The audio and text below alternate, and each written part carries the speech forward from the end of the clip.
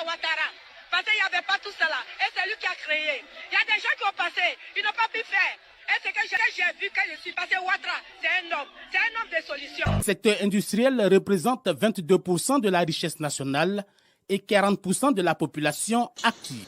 Des chiffres qui devraient s'améliorer dans les années à venir avec la nouvelle politique industrielle mise en route par le président Alassane Ouattara. La transformation veut dire valeur ajoutée.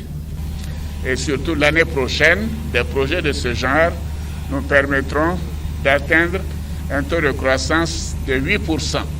Ce qui veut dire que c'est un projet essentiel, non seulement pour la croissance économique, pour les exportations, pour les investissements, pour l'emploi, évidemment, pour l'industrialisation de la Côte d'Ivoire. Nous devons avoir encore plus de projets de ce genre pour qu'en 2025, nous puissions transformer 100% de notre cacao en Côte d'Ivoire. Je vous remercie. Atlantic Cocoa Corporation, c'est le nom de cette usine ultramoderne qui sera bâtie sur une superficie de 9 hectares pour un coût de 73 milliards de francs CFA.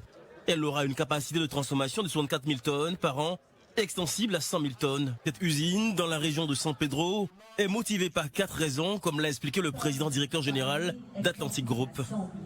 Le président Alassane a émis une volonté, a énoncé une politique, a dicté un état d'esprit à tous les cadres et tous les investisseurs ivoiriens d'aller vers la transformation de nos matières premières. Après la pose de la première pierre de la piscine olympique, cap est mis sur cet espace pour celui du garage école. Ce projet vise non seulement la transformation, mais aussi la modernisation du secteur de la mécanique auto et permettra d'attirer encore plus de constructeurs automobiles dans le pays et donc de créer davantage d'emplois. Dans ce cadre, il est envisagé d'accueillir des cohortes de 50 jeunes par session de formation pour des durées de 4 mois, soit près de 150 à 200 jeunes formés à la mécanique automobile et aux métiers connexes chaque année.